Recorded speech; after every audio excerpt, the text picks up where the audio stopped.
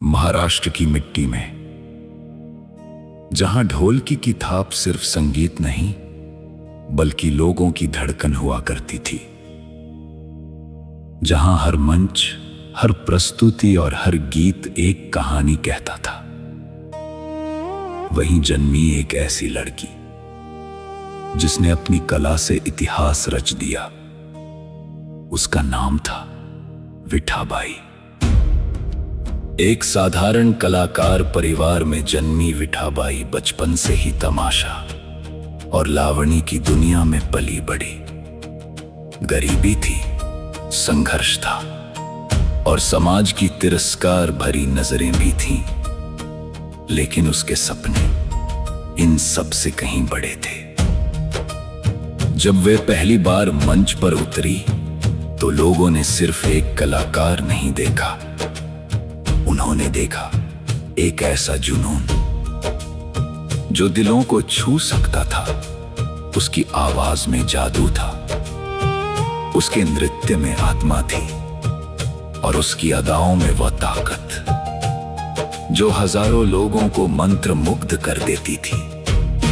धीरे धीरे गांवों से लेकर शहरों तक उसकी ख्याति फैलने लगी। लोग मीलों दूर से आते सिर्फ उसे देखने के लिए, और देखते ही देखते विठाबाई बन गई तमाशा की सम्राज्ञी। लेकिन हर सफलता के पीछे अनगिनत त्याग छिपे होते हैं। तालियों की गूंज के पीछे संघर्षों का शोर भी होता है।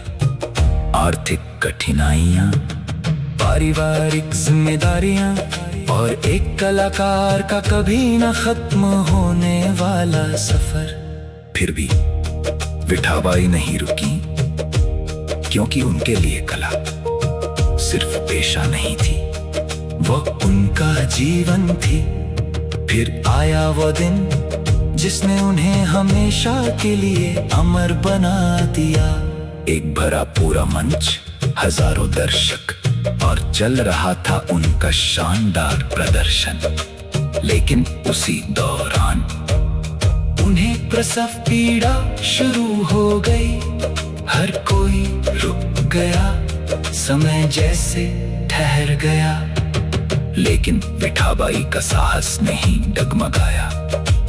उन्होंने दर्द को अपनी ताकत बना लिया, क्योंकि उनके लिए मंच सिर्फ लकड़ी का एक ढांचा नहीं था, वो उनका धर्म था, उनकी पहचान था, उनका अस्तित्व था।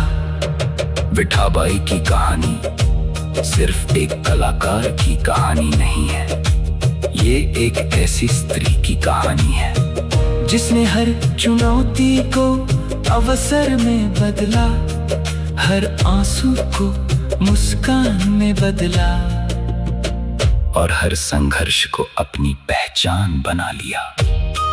आज भले ही समय बदल गया हो, मंच बदल गए हों, लेकिन किंवदंतियां कभी नहीं मरती।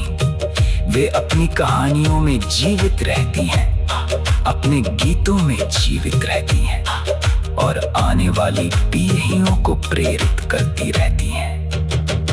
ये कहानी है हौसले की, समर्पण की और सदम्य साहस की, जिसने एक साधारण लड़की को एक अमर किंवदंती बना दिया।